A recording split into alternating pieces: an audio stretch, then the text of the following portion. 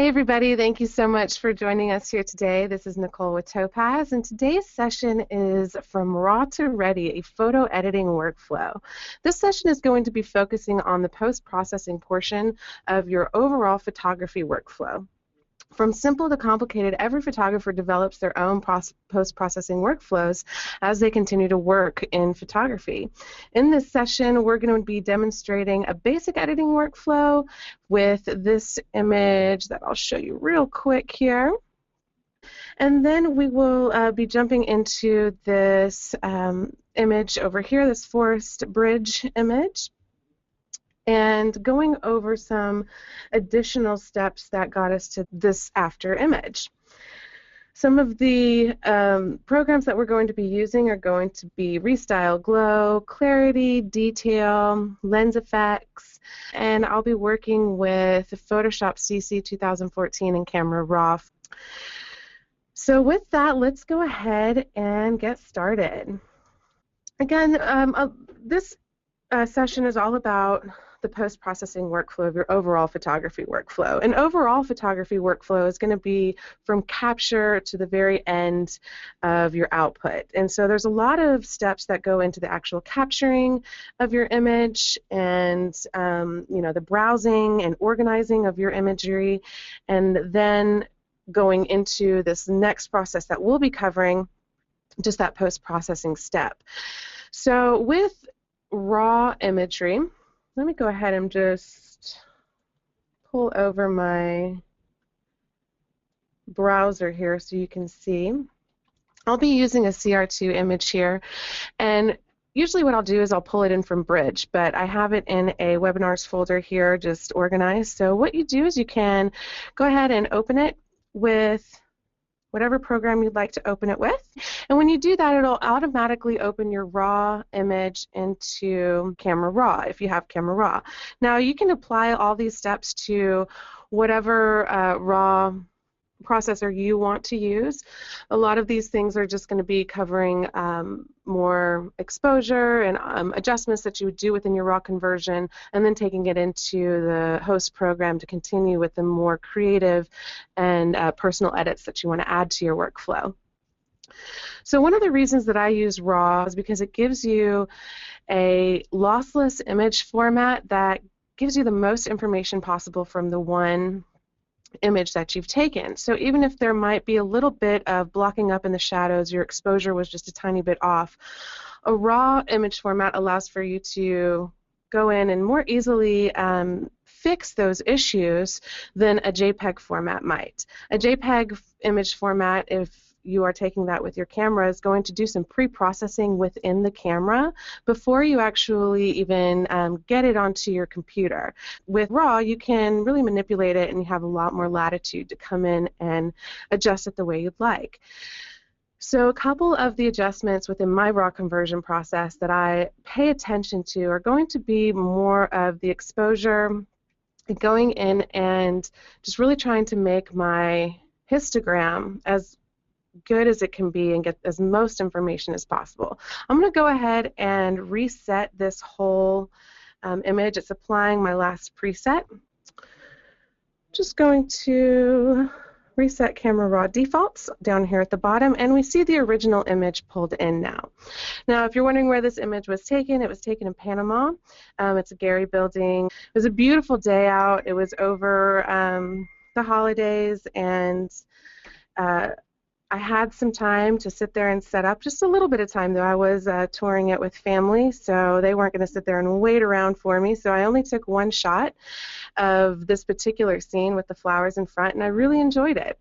So a lot of photographers really use the white balance. I tend to stick with as shot, but if you want to, if your white balance is really off, you can do it several different ways. You can come in and just do an automatic adjustment for your white balance, and that is just going to automatically decide how you'd like to apply it, or you can come in and choose one of the presets. So for me, I would probably go with something like Daylight, which is quite nice, but I actually really like the as shot because it's even a little bit more warm, and that's really what I like about the temperature as it is. Or you can come down and manually move the temperature and tint around as well. And then you get down into the exposure, and the exposure is probably the most important thing for me within the raw conversion. And for this image, I'm going to move it to the right just to try to open up my shadow areas a little bit and move the whole histogram to the right.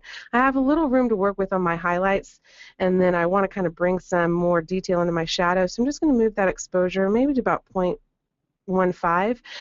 Then we come down to our contrast. I don't personally use the contrast slider within my workflow, and that's the great thing about workflows, is that they are very specific and to you as a photographer. The whole point of a workflow is to simplify and streamline the process to make it faster for you to get through and edit your images, and so it doesn't take forever for each one, and you're not sitting there trying to think of what to do because you already have a set idea of how to approach your images. So you might have different workflows for a portrait versus a landscape versus architecture, but you know that there are those standardized steps that you want to take for your images. So as I go through this, keep in mind that this is stuff that I do for my workflow, and it might not be applicable for your imagery, but it gives you an idea of how to start streamlining your workflow as well. So within, below the contrast, I have the highlights, shadows, whites, and blacks, and that's really where I start to play around with trying to get my histogram perfected there. And I'm pretty happy with my highlights and my whites, so I'm not really going to bother with those, but I will take my shadows up towards the lighter side just a little bit to try to open them up a little bit and get that histogram to move to the right, kind of open up those shadows. And now my blacks. As I move those sliders, I always keep an eye on my highlights and make sure that they don't start to blow out. Then we come down to our clarity, vibrance, and saturation. I personally do not use the clarity slider, but I know a ton of people who do, just to give that added little micro contrast boost type of an effect. But we have a program called Topaz Clarity, which is kind of a staple of my personal workflow at this point that we're going to be going into in just a minute, and it gives me a lot more control over the overall clarity of the image. I don't want to kind of mess with that adjustment here right now.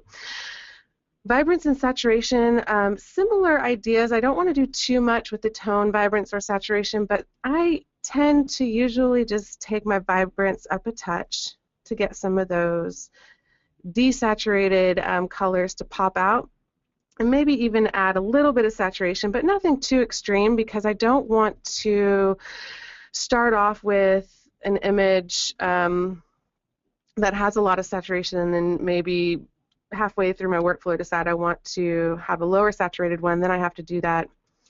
Then I've already kind of changed that information in this step. So the whole idea of the camera, the raw process, is to get the best format with the least amount of editing on it, so you can really get a non-destructive workflow going in your host program. Now we come over, I like to just go across the top of the tabs here. When I'm done with my basic area, I then come over to the right and I see my tone curve. If I'm still having some issues with my histogram, I really like to work with my tone curve as well, because it gives you a little bit more control. So I'm going to come down to my darks and just push those up as well. Again, just paying attention to my histogram and moving it towards the right. Now with my shadows, I can really open up those areas and get as much detail as I can while still maintaining a really nice histogram here. And it's funny because a lot of people will mention, if you work in RAW, you make your image kind of bland and you lose a lot of the pop, you lose a lot of the kind of oomph to your image, and that's what you kind of want to do. You want to get a nice clean slate to start off with. Then we come over to our detail. I tend to take my sharpening completely down. I like to handle my sharpening in my host program. And then the same thing with the noise reduction. And this image, the noise reduction, I'm really not going to go into because it doesn't have any heavy ISO noise or any really discernible noise right off the bat. If I was going to blow this up to a huge wall image, I might go into noise reduction, but that's not the intention for this image. So I'm going to come back down and move over towards the right. We get into our HSL grayscale. I do not mess with that in the raw process. Then we get to split toning. Now, I know a lot of people who do not mess with this either, but I like to add a little bit of warmth to my highlights and a little bit of coolness to my shadows. And what I usually end up doing is taking my hue to either orange or yellow and just giving a tiny bit of saturation for it. Same thing with the shadow area. I'll take my shadows to blue for this one and just giving a little bit of saturation. And it just gives me a little look that I personally enjoy for my images. So again, this is part of my workflow, is adding that in there. And then we get over to our lens corrections. Now this is something I always do, especially if there's a heavy vignette or distortion going on the edges of my images. I just say enable lens profile corrections, so it's going to automatically detect the make, model, and profile of my camera and lens, and it's going to add a default amount of correction down here. So if, for instance, you like the vignetting effect but not the distortion, you can come in and take your vignetting to the left and bring back in that darker vignette that some lenses will apply to your image at certain focal lengths. If you don't want that vignette or you want extra correction, you can push that more towards the right. I actually like a little bit of the vignette, so I'm going to leave it about 75 or so. My distortion, I'm happy with at 100. Let me show you this before and after where we've gone so far. It's before and after. Now we get to FX. I never really mess with the grain or these options here, or the camera calibration. Again, this is just my personal workflow here within the raw conversion. But I always, if I have a set of images that I am bringing into, if I'm editing a set of imagery that has the same type of lighting, the same camera settings, I always will have a preset here. And you can add a new preset by coming down here to the lower right and just clicking on that preset new icon, and it's going to pull up the new preset dialog box, and you can just name it whatever you'd like, and I'll say Panama Gary 2. And now by adding this preset, I've now streamed my workflow for this set of images that much more, because I can just come in with the next Gary shot that I took this day and go directly to one of my presets here and then just tweak it a little bit from there, and I don't have to go through all of these steps, and that's really going to help that workflow. So once I'm done with that, then I just say open image, and it's going to open my image into Photoshop. And now I have my camera raw image opened up as my background layer. First thing I will do is make a copy of my background layer to immediately start a non-destructive editing workflow. I will always have a PSD layers file working for my images, so I can come back in and see before and afters of each step, and always have each step saved. So this first layer for me, a very typical basic workflow that I have been using on my images is the camera raw, then clarity to kind of give it some pop and color pop, and then lately something that's been incorporated into my workflow and is definitely a staple of it now is lens effects, just to give my own unique tone and effect to it. And those three programs, just the raw converter, clarity, lens effects, can give some awesome results. So that's what we're going to do really quickly here with this image, and then we're going to go into the other workflow to kind of go more in depth to some other programs. So here I'm just going to type in on my layer clarity, and I like to do this for any editing that I do, so I know that when I pull up a PSD file or a layer format file, it's not just layer 1, layer 2, layer 3. I know exactly what I've done or what program I used to achieve the results, and that's important to me as well, so I can look back and say, okay, this is how I got there. So now that I've named it, I'm just going to come over to my filter, Topaz Labs, Topaz Clarity, and jump into Topaz Clarity. And if you're unfamiliar with Clarity, it is an awesome program. It basically gives you full control over your contrast in your image, and then your hue, saturation, and luminance as well. But what it does with your contrast, it breaks it down into 4 different levels of contrast. You have your micro contrast, which is going to give you a lot of texturized contrast. It's going to increase the contrast between very soft transitions.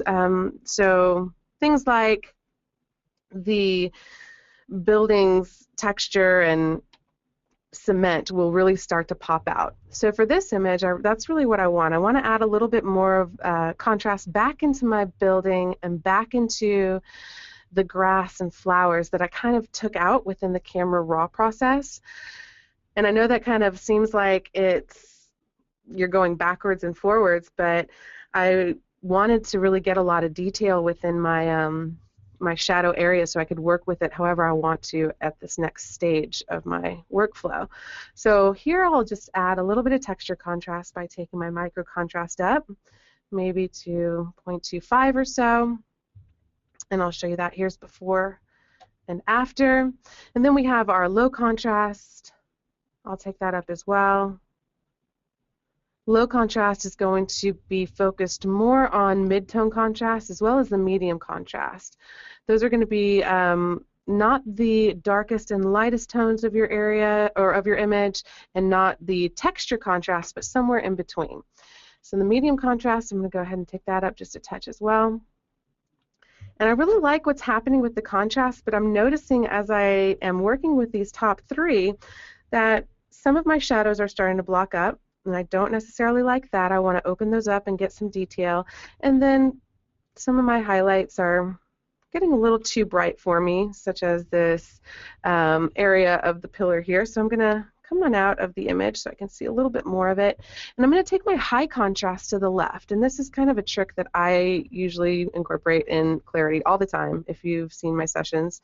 And what that's going to do, it's going to bring detail back into my shadows as well as my highlights, but still gives me a lot of contrast within the smaller tonal variations in my image. So here's before and after, but I still have some really nice texture within the highlights and a lot of detail within my shadow. If you want to boost that shadow area even more up and get some more detail, you can come down to your tone levels and change your tone levels as well, so it's just another area of control that you have. I'm going to take that a little bit to the right, maybe my mid-tones just a touch to the right, and then my white levels I'll take a little bit to the left just to get some more tone in my white levels, get a little bit more of a dynamic or higher dynamic range going. And then I'm happy with that. Let me go ahead and pull that back to a fit view so you can see the before and after. It's subtle, but it really is something that is, for me at least, in my workflow, adding that contrast, the tone adjustments. I can do all of that within Clarity very quickly, and it also gives me the ability with that micro contrast to add a little bit of creative sharpening that kind of gives that affected look, but not as obvious as other programs. And then we have our hue, saturation, and luminance, and I usually just open that up and work with, I tend to go through with the saturation and luminance more than I do the hue, but if I ever need to shift my hues, I easily do it here. Basically, this HSL filter is similar to others in that it breaks down the image colors into 8 different channels, and then you also have an overall channel here at the bottom. So I tend to start off with my saturation. If I want to boost up my saturation overall, come down to the bottom and just maybe boost that up just a touch. And then if I want to have any other colors that pop out even more, then I'll go up into my individual channels. So I want to get my reds and some of those oranges and even the yellows to really kind of pop out of that building and my grassy area there. And then I kind of want to make my sky a little bit more saturated, get a lot of that blue kind of coming out. So I'm just going to take my blue channel and move that to the right. And here's before the HSL adjustment and after.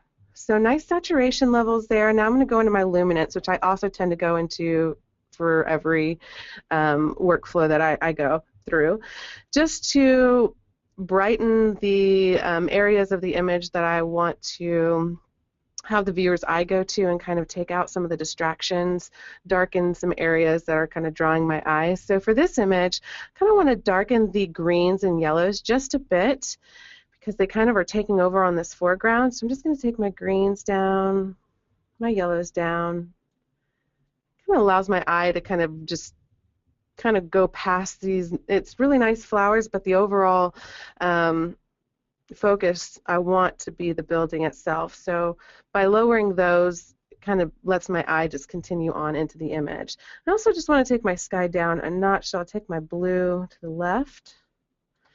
And again, overall HSL before and after, and then overall clarity program before and after. So that's usually the next step within my personal editing workflow right now. I've tried to simplify my post-processing workflow down to just a couple of steps if I'm able to. And then if I want to do extra things, such as the next workflow we're going to cover, then I go into those programs. But this is a pretty typical one for me. I'm going to go ahead and make another copy of my layer. Again, I'm working on a non-destructive type of path here. I'm just going to say Control-J, and then I'm going to rename my top layer now to Lens Effects. And if you're unfamiliar with lens effects, it's a it has a very wide scope to the program. Lens effects allows for me to add traditional lens in-camera effects to my image. So if I want to add bokeh to my image and get realistic lens bokeh effects, I can easily do that. I can get pinhole, like old-fashioned camera effects, pinhole, tilt and shift effects, toy camera, which is my favorite, and then I can add individual filters like dual tone, which is fantastic for giving your own unique toning effect to a certain image, all sorts of things. Graduated neutral density filter, just to, again, simulate these more natural lens and camera effects that you could usually use within the field while you're capturing it, but it's after the shot, so something you can add in if necessary at the end. But I tend to go to my camera toy effect, and the reason is it just adds some really cool effects right away. And it has several different options over here on the right-hand side for me to play with. And so I usually have to just go there to get a vignette, give myself some tone, and give myself some image adjustments if I need a little bit more. One of my favorites is the soft and dreamy effect. And this just has a nice cooling and warming effect as well. Warmth on the highlights, more cooling in the midtones and shadow areas.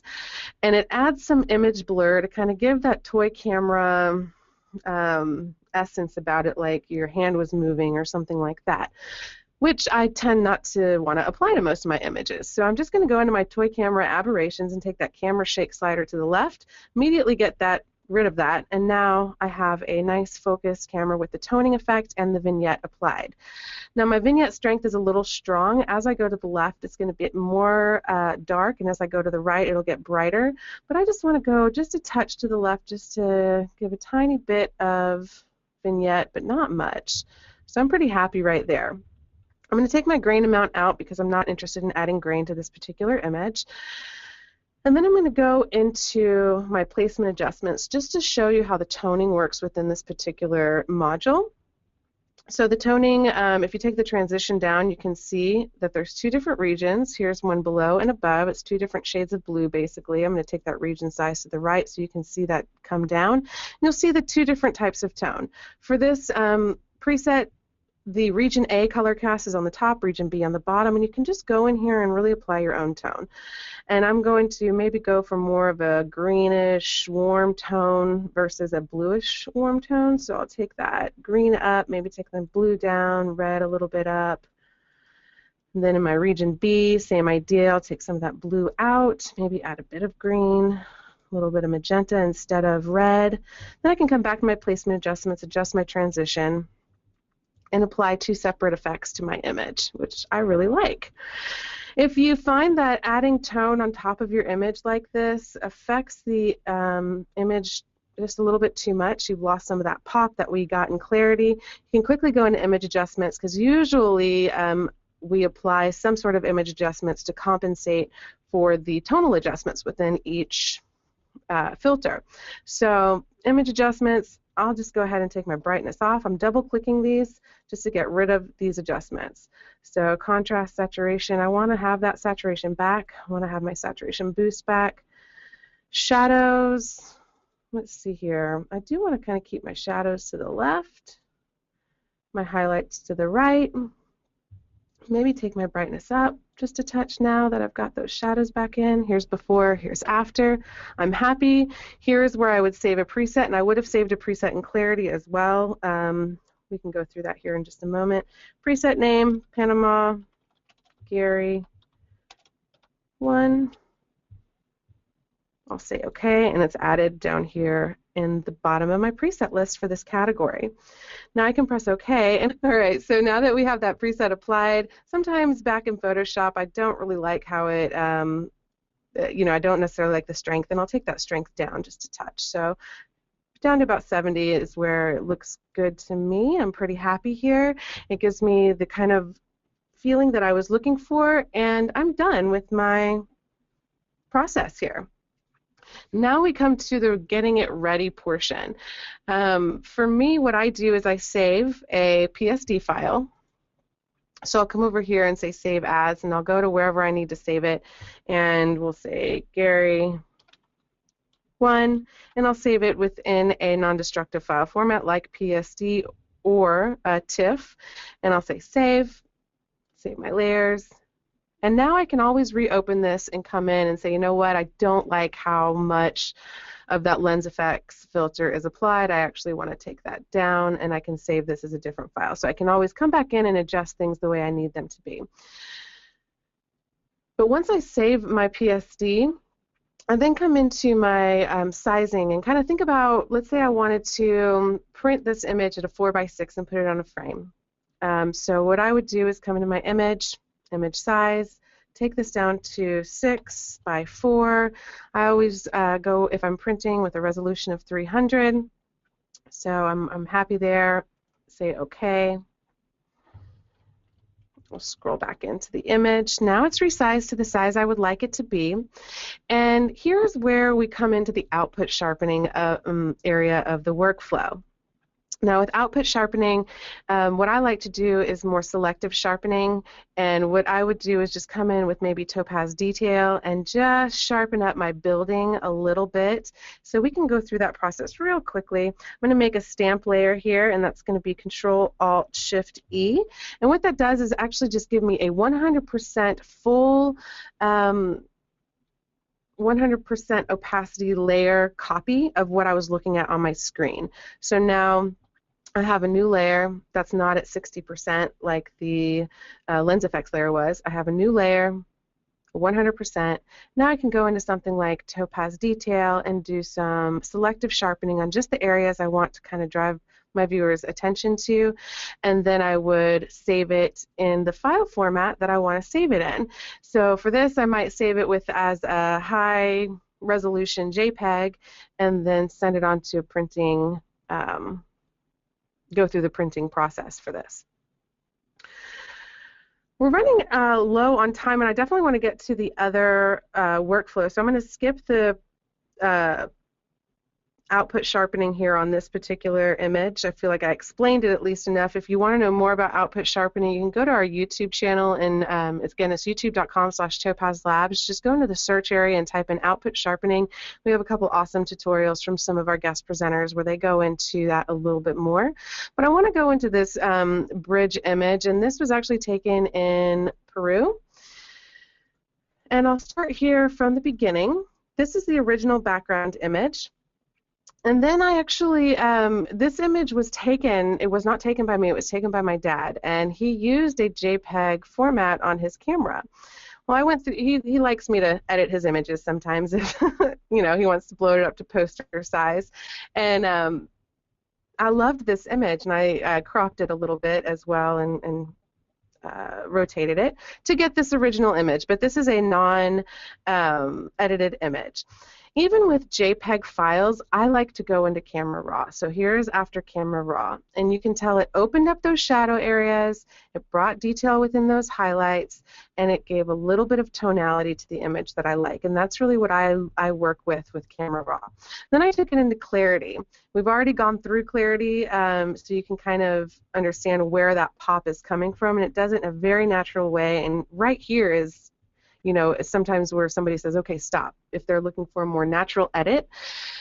For me, what I envisioned when I saw this was this more Lord of the Rings style type of forest magic happening, and I really wanted to go way beyond just a natural image edit.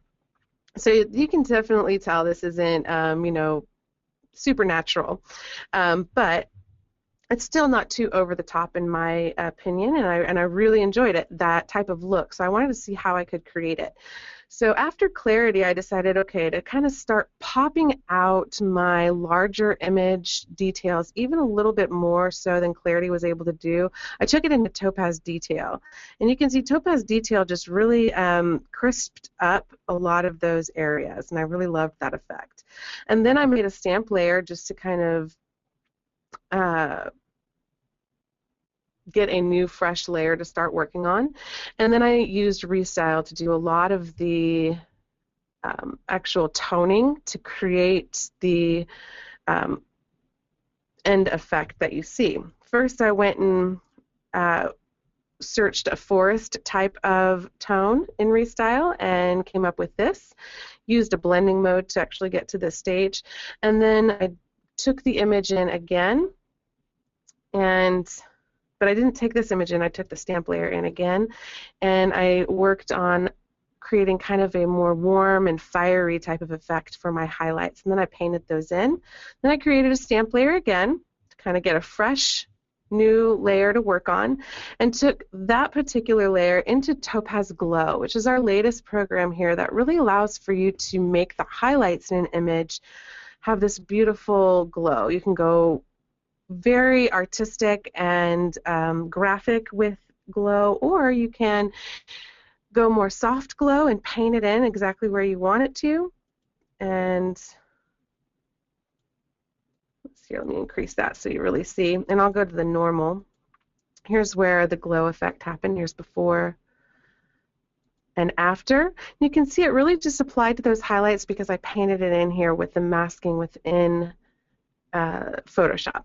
And then I just burned the edges a little bit on a burn layer within Photoshop to get my ending results. So let's go through this fairly quickly and see if we can get through it in the next 10 minutes. Probably we'll be pushing time, but I'll stick around after the end of the hour to answer questions if we don't have enough time for questions. Alright, so the first thing that I would do is take my background layer, and even though this was a JPEG to start off with, I wanted to go into Camera Raw and work with my exposure adjustments and the tone curve a little bit within Camera Raw. And the way that you can do that within Photoshop is just come up to Filter and come down to Camera Raw Filter.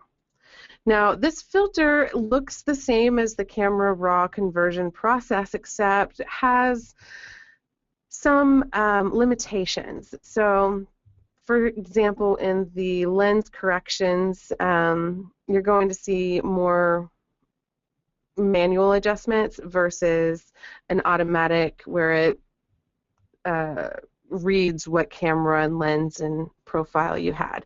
So those are the obvious ones. So for this particular workflow, I'm just going to work within the exposure and toning adjustments because I've already done some cropping and rotating to get to this point. So I'm happy with my white balance. With my exposure, I just wanted to kind of move it to my right. It has a really nice exposure already as far as my shadows aren't blocked up, my highlights aren't overexposed, but I just want to get it a little bit less contrasty to start off with. So I'm going to take my exposure and just move it a little to the right to kind of open up those shadow areas. And I'm happy there. Contrast, I'm not going to mess around with. The highlights, I might take that, just kind of do very small adjustments with everything, take my highlights down, especially my whites down because of this, the highlights within the river itself and the rapids. So I'll take that down just to get a little bit more detail to work with in the other programs. So I'll take that down to about, maybe about -20. Shadows, I'll just increase a touch. Black, same idea, just a little bit. And yes, this makes the image just look kind of bland, but that's the idea here, to give me something as much as possible to work with. Clarity, I'm going to not touch. Vibrance, I'm going to take up just a tiny bit. Saturation, I'm not going to worry about in this image because I'm going to be adding a lot of different toning effects within the overall effect. And I can go into my tone curve and continue to work with this, but for this particular example, I don't need to. So once I get to my split toning, I'm actually not all that interested. Knowing the end product where I want to end up and knowing that this is a more complicated workflow that adds a lot of creative steps, that I have a lot of different programs that I can work with within that process, I don't need to do this here. So I'm pretty happy. Again, if I was editing a full set of these types of images, I would have a preset. It's going to streamline that workflow, simplify your process, and really speed up your whole editing time, which is the whole point with establishing a workflow for yourself. Let me say OK. And now we have the camera raw. Well, I forgot to make a background copy. Oops. So that was my first mistake. I'm just going to go ahead and keep this background, though, and we'll go from here making a layered workflow. So now that I've made that camera raw adjustment, and actually I can show you that before and after just by coming up into my history here. Here's before and after. So it really opened up those shadow areas, bringing some of those details out for me, but it took away some of that contrast and pop as well. So that's okay, because we're going to add that back in right now within clarity. So I'm going to say Control-J, get myself a background copy, and say clarity. And one of the reasons I use clarity first is because I tend to not necessarily need anything beyond clarity and, right off the bat. And I usually always work over here on the right-hand side. We do have lots of presets over here. I like to either start off with, something like landscape pop in a landscape image. So here's before, here's after, or I just like to start from the beginning. But for this image, I'll go ahead and actually use a landscape pop preset, and I'll start off with my landscape pop. Let's see here. I kind of like either Landscape Pop 3 or Landscape Pop, I think I'm going to go with Landscape Pop 1. Here's before, here's after. You can see a lot of micro contrast and mid-tone contrast coming out, but I also see some of the blocking up of the shadows and highlights that I'm not very interested in, so I'm going to open up clarity and just make sure that I get my high contrast. I might take my medium contrast a little down as well. My white level is looking good. Mid-tones, I'll take up just a touch.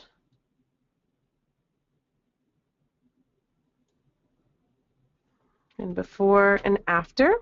So I really like where that went. I'm going to take my low contrast down just a little bit as well.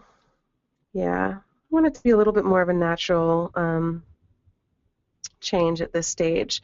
And then down on my HSL filter, I can check out and see what has been changed here. And it looks like it's just been a pop of contrast, and it leaves me an opportunity to come in and adjust these on my own. So I am going to get a little bit of an overall saturation boost here.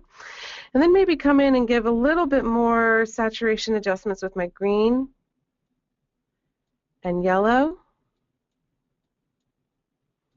I don't want to push it up too high, because if I just use the saturation versus a toning ability, you'll really start to see some kind of ugly color transitions happening, and I don't want that to happen with this image. I want it to be really nice and beautiful. Luminance, I'm going to not touch at this point. I'm fairly happy here. Here's before and after, and I'm going to say OK. The next step for this workflow was Topaz Detail. The reason I went into Topaz Detail is it has the ability to take certain image elements, different sizes of elements or details within your image, and just make the edges really pop out. And it doesn't do it with the sharpening artifacts that you might see within something like Unsharp Mask if you push that really high. So you can push that really lovely creative detail sharpening levels pretty high without getting the artifacts or the negative aspects of it. So that's why I really like detail, and I didn't quite get enough of this boost within clarity, and I wanted to kind of take this to the next level. So I'm going to go into detail by going filter, Topaz Labs, Topaz Detail. And I'm going to work with just my medium and large image detail. I'm not going to work on my small image detail because I'm happy already with my micro contrast. When you first open detail, if you're unfamiliar with it, you're going to see this Topaz plugin pre-processing pop up, and it's going to, that's something that happens for every image you take in, because it's breaking your image down into small, medium, large, and color detail, and you can individually adjust each level. So it has to break it down prior to you coming into the program. I'm going to go ahead and skip this, press reset all, and come over here to my top detail area and get into my medium details. Like I said, the small details would work on all of this foliage beautifully, but I'm actually fairly happy right now where it is.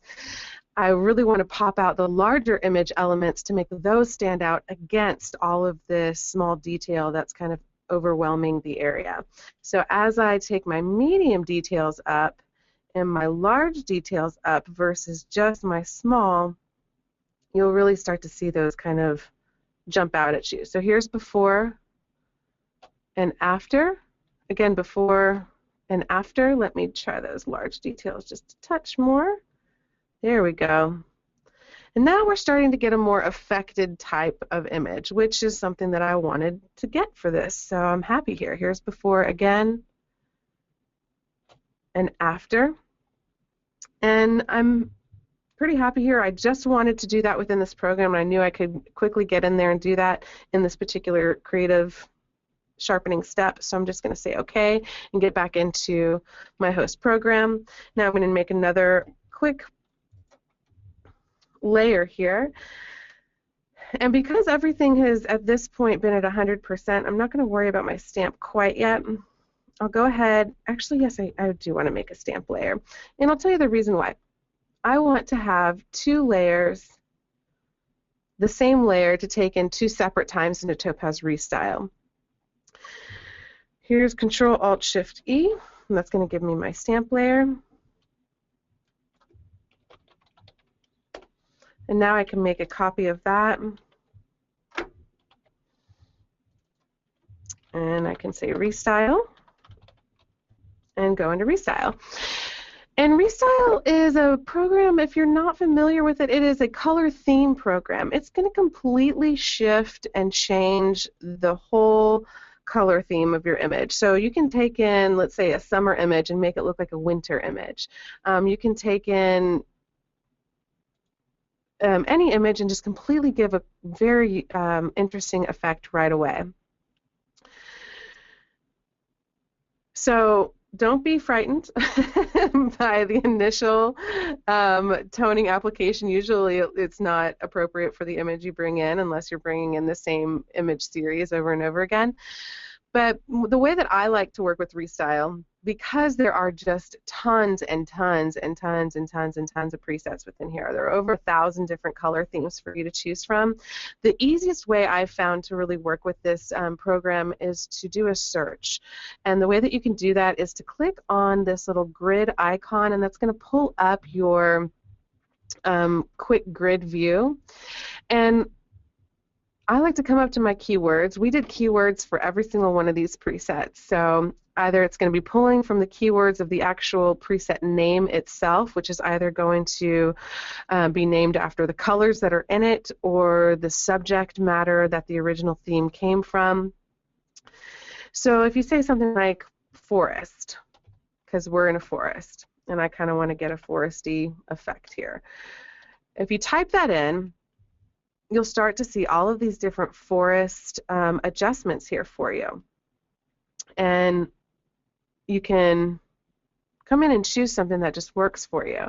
And so for me, I'm really drawn to this forest fire effect. So I'm going to click on that and get that applied to my image. And I like it. I really do. I'm inspired by it. And that is the important part of this program, because usually it's never going to be perfect, but I'm inspired by the overall effect. It's starting to kind of get it go in the direction that I want the tones to go into. But I don't particularly like the way it's being applied. I feel like it's really heavy and kind of messy. So the first thing that I like to do is come over to my ReStyle adjustment and come into my blending modes and just scroll over my blending modes to see if there are any blends that go a little bit better. And for me, I already see something that works a little bit better for me, and that's going to be the soft light blend. So I'm going to click on that, and it's still applied pretty heavy to my image, so I'll go directly to the left of that and click on my opacity and take that maybe down to about 75. Now, I already know just by the nature of the way that I work on applying these heavier effects that I'm going to blend it in through a brush process and back into Photoshop using my masking tools. So I can do that within ReStyle as well by coming into my masks, but I want to be able to do it within Photoshop as well, and just kind of paint it in myself. So I'll do that for this one. Or actually, for this step, I'll do it within ReStyle. For the next, I'll do it within Photoshop. In case people here do not necessarily have a masking ability within their host program, we do have masking ability within most of our plugins. So let's just quickly go through this. I'll keep on my brush. I'm going to say a normal brush instead of edge aware. Edge aware is a color edge aware. It's very, very very powerful. I'm going to take my strength down to about 50. My brush size is fine. I'll keep my hardness down.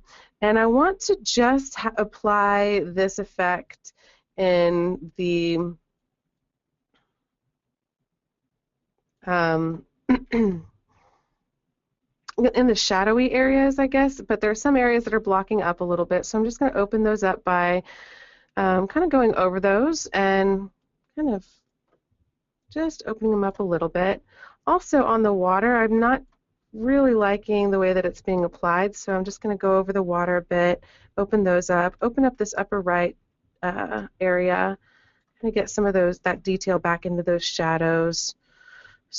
Let's see here, down here on the lower right behind the rock or lower area.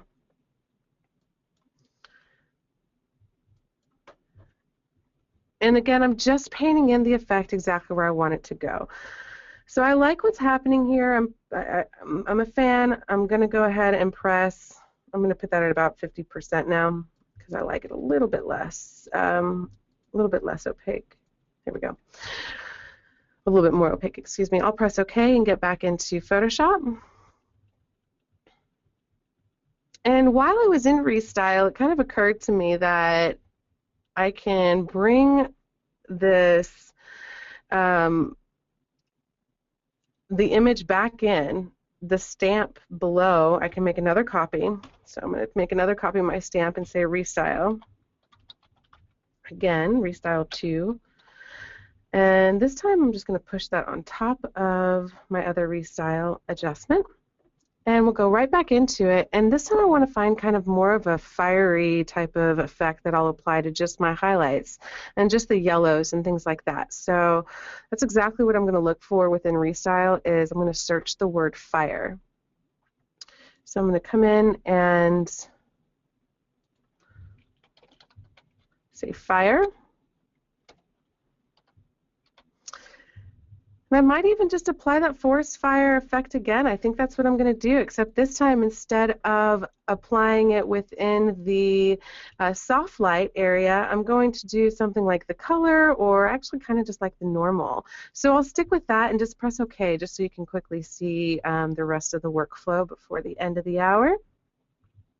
So with this, what I would do is apply a mask and in Photoshop here, by coming up to layer, layer mask, hide all, and it gives me a black layer to paint on. And now I can paint with a white brush on this layer to quickly apply it exactly where I'd like.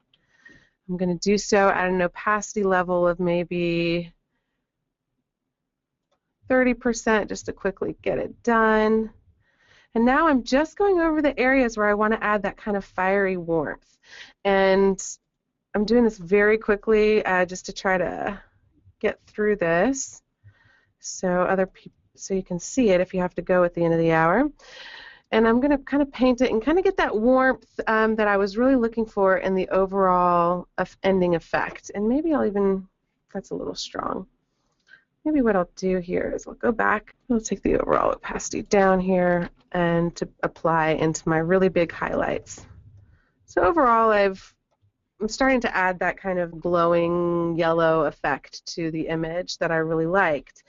At this stage of my workflow, because I have things masked and different opacities, I like to do another stamp. So Control-Alt-Shift-E, and here I have my stamp layer.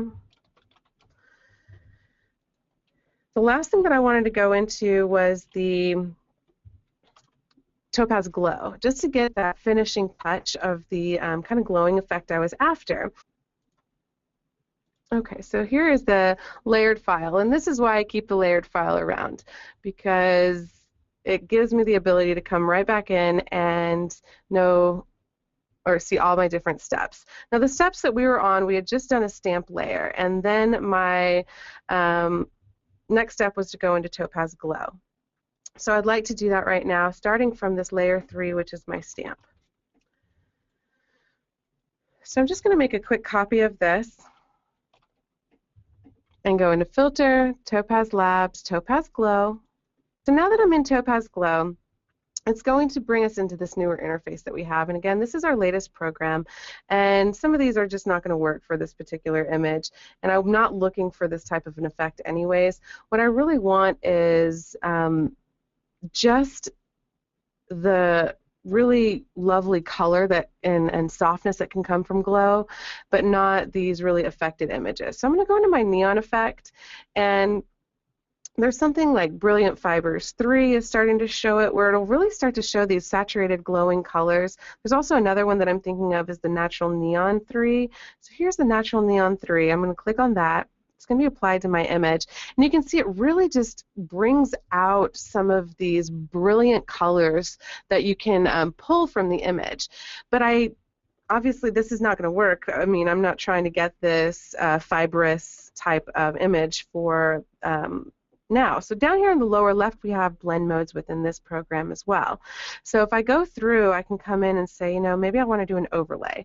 I'll overlay that, and then I get this really I get that base image with the contrast still there, and then these kind of fibrous glowing effects applied on top of it. And it's something that I can work with, and I really like the color that's coming out. It's way too strong for me, so what I'm going to do is take it right back into Photoshop and use a mask to work with it even further, like I did with the other layer. So here, again, just way too strong for me. I'm already going to take that opacity down to maybe like 50 or so. Add a hide layer mask. Layer mask, where are you? Here we go. Hide all. And go through this process again really quickly. Make sure I'm on my white. I have that. Get on my brush. I'm good there. I'm going to go a little bit strong here just to kind of give you effect really quickly, but I don't want it to be too strong, so I'll take that down to about 34, and I'm just going to go over the areas where I really want that glow effect to start coming out. So back here in the very back of the forest image here where the river is coming from, I really want the viewer's eye to start over there. As I come through and kind of put it on some of the soil area, it has this really beautiful red coming through that I like. I'm just focusing on areas where I want to get that kind of magical color. Like, it's not necessarily going to be in there in real life, but it's not too heavy when you paint it back in like this. I also want to add it just a bit to the river, those rapids. So it's still a little bit strong for me, but it gives you a really good idea of how I finished this image off to get the overall effect. So here is where we were, and then to kind of push it to that point I was looking for, I took it into Topaz Glow just to get that kind of magical feeling about it. At this stage, what I ended up doing was coming in and burning, just doing a burn layer within Photoshop, and burning in the edges just a touch, and I was done. So again, at this stage, I would save it as a PSD or a TIFF layer file, so it saves my layers so I can always bring it back in and get back to a point it's non-destructive. I can come in and choose to edit it differently next time, starting from a certain point. If I didn't like this glow anymore, I could just take those off and start from this stamp layer and maybe go into a black and white mode at this point. So that's why saving in a layered file, if you have a layered program, is my personal preference for my workflow. And then at that stage, I would resize to my output. So let's say I'm putting this into a contest where they say you can only have 1,500 pixels on your long side. So I would turn this into pixels, take my width down to 1,500, take my resolution down to whatever they requested, usually 72 for online contests or submissions, and I'd be happy with that. Say OK,